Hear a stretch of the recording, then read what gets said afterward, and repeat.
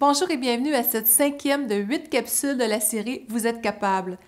Dans la plus récente vidéo, je vous ai présenté 15 clés pour manifester l'abondance dans votre vie. On a vu comment ajuster vos états intérieurs, vos visions et certains éléments spécifiques pour vous placer sur la fréquence de l'abondance et créer votre vie à la lumière de ce qui vibre vraiment en vous.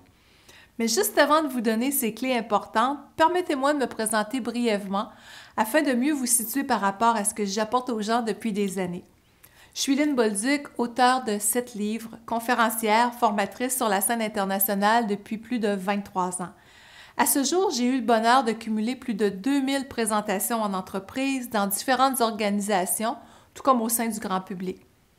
J'ai pu participer à d'innombrables émissions de télé, radio et j'ai collaboré avec plusieurs magazines reconnus également.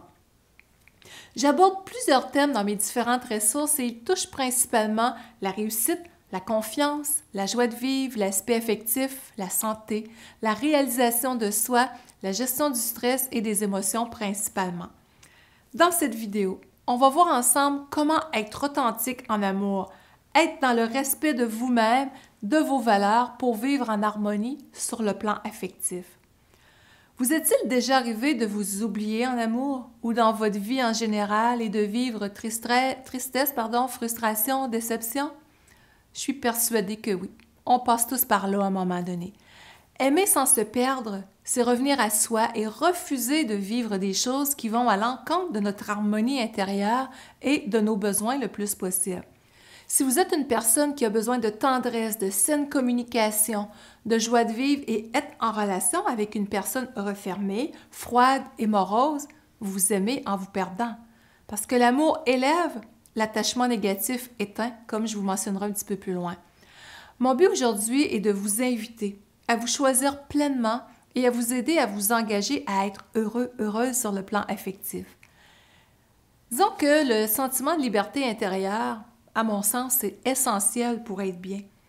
Et chaque fois que vous acceptez de vous oublier, de vous soumettre pour ne pas faire de vagues, pour taire vos besoins, taire votre désir d'harmonie, de sexualité épanouie, de saine communication, peu importe, vous allez à l'encontre de vous-même et tôt ou tard, la qualité du bonheur et de l'équilibre en est affectée à différents degrés. Donc, je vous partage 10 moyens pour mettre fin à ce déni de vous-même et si c'est le cas, bien entendu, et en arriver à aimer sans vous perdre. Premier élément, l'oubli de soi, c'est quelque chose de bien sournois, pour ne pas dire subtil en effet.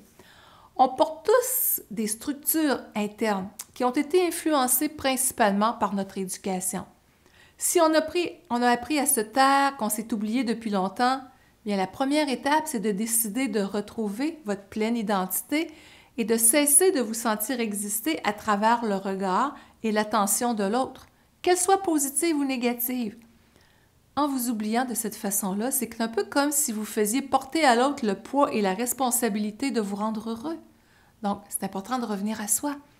C'est mission impossible dans ce temps-là de faire porter ça à qui que ce soit. Personne ne peut donner ce qu'elle ne sait même pas faire pour elle-même, supposons.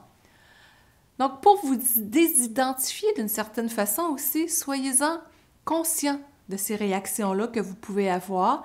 Et quand vous vous apercevez que vous vous enlisez dans ces mécanismes, que ça dise « stop » en dedans, et voyez aussitôt une façon favorable et différente de réagir ou de faire les choses dans l'alignement de votre authenticité et prenez-y plaisir. Ce n'est pas du travail sur soi. Non, je m'amuse à prendre ma place, à choisir d'être bien. Ça, c'est bien, bien différent. Deuxième élément, donnez-vous un temps d'apprentissage. Soyez doux ou douce envers vous-même et voyez-vous en processus de vous aimer au lieu de dire « bon, il faut que je m'aime là ».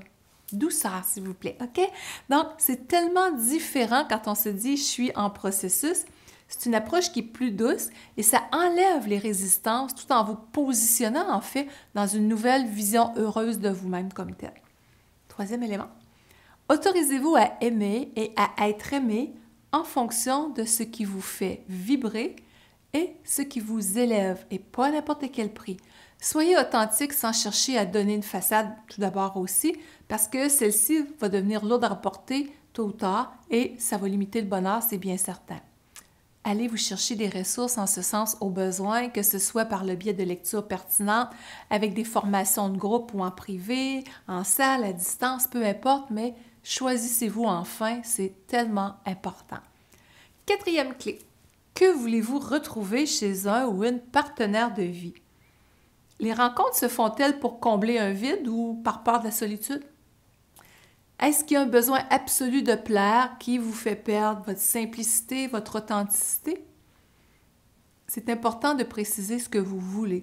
Est-ce de la douceur, de la confiance mutuelle, de la complicité, de la tendresse, une saine communication, de la joie, du rire, de la maturité? Quoi d'autre?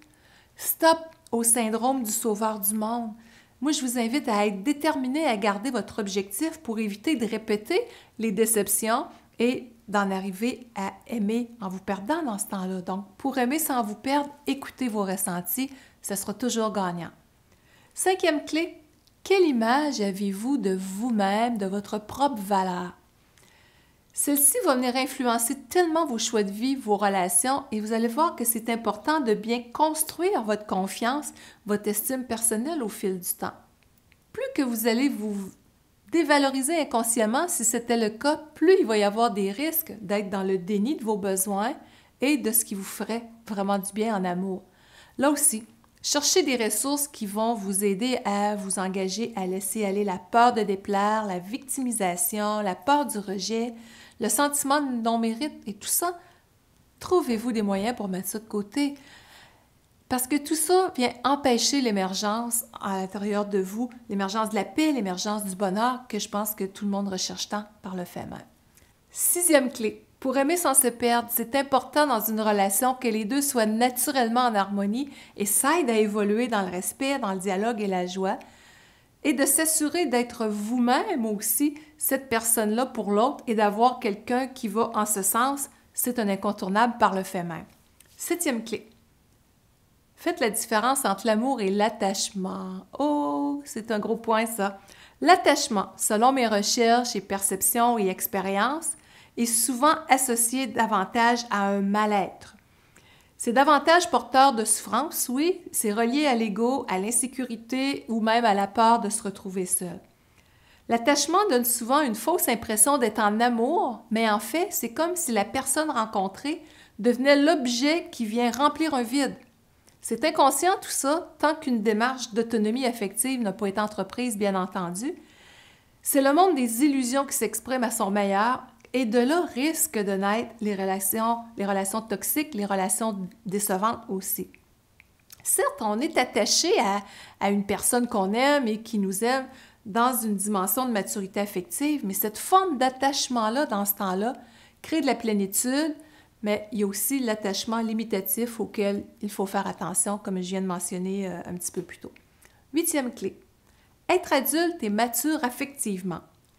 C'est se donner le respect, l'écoute, la capacité de faire un choix de partenaire judicieux, mais à la lumière de ces réflexions-là et des ajustements intérieurs qui sont à faire ou qui ont été faits. C'est changer ce qui demande à l'être en soi et de cesser de se plaindre de l'autre. On peut changer qui que ce soit. Cette personne nous apprend quoi sur nous en fait? On a à remercier l'apprentissage qu'elle nous permet de faire et de choisir d'avancer librement. Ça, c'est gagnant, c'est de la maturité affective. Dites-vous bien aussi que aimer une personne qui ne nous aime pas et ou ne nous respecte pas, c'est comme attendre un bateau à l'aéroport. Rien à rajouter, hein? Neuvième clé, soyez honnête envers vous-même et envers l'autre. Est-ce que la qualité de la relation que cette personne vous offre vous satisfait? Sur le court terme, à moyen terme et à long terme. Soyez honnête avec vous. Demandez-vous si c'est ce que vous offrez aussi, dans le respect des deux. Parce que se mentir à soi-même, c'est une autre façon de se perdre. Tout à fait. Dixième clé. Pour se libérer, c'est important d'accepter de toucher les émotions qui peuvent être refoulées sans vouloir déterrer le passé, mais ce qui peut remuer, de l'accueillir. C'est ce qui fait aussi que si on ne s'écoute pas dans tout ça, on s'éteint à petit feu, on ne se respecte pas une fois de plus, puis on laisse encore le passé venir nous mener. Donc, dans un contexte une fois de plus comme ça, aller vers des ressources qui vont vous aider en ce sens pour émerger fièrement et avec joie. Je vous dirais, votre vie mérite d'être vécue en harmonie, en amour, avec sérénité et joie, et je suis convaincue que vous êtes capable d'y arriver en passant à l'action et en vous engageant en ce sens avec plaisir. C'est pas un travail sur soi, c'est un chemin de libération heureuse et cette approche-là fait toute la différence dans comment on s'épanouit au quotidien aussi. Puisqu'on parle de tout ça, pour vous aider à aller plus loin sur la voie de l'amour, j'ai un autre cadeau à vous offrir. Afin de conclure en beauté cette série de vidéos et vous aider à être heureux sur le plan heureux ou heureuse, sur le plan affectif, je vous offrirai le 7 octobre prochain un webinaire gratuit intitulé « 3 clés pour déployer votre pleine capacité d'aimer et de réussir ». Avec ce nouveau contenu, je suis convaincue que vous allez faire de puissantes prises de conscience pour être capable de mieux percevoir et transformer votre réalité financière, amoureuse, votre pouvoir personnel et même votre santé et votre bonheur en général à partir de maintenant et à long terme. Je vous promets de vous présenter des stratégies percutantes pour qu'à la fin de ce webinaire, vous ressentiez un puissant élan pour aller de l'avant avec des solutions concrètes, avec les idées plus claires et le désir de continuer cette démarche efficacement. En plus de savoir comment vous autoriser à vivre pleinement une plus grande abondance, plus de confiance, de joie, d'amour envers vous-même, en relation aussi, vous allez passer un moment où les moyens pour avancer joyeusement vont être nombreux.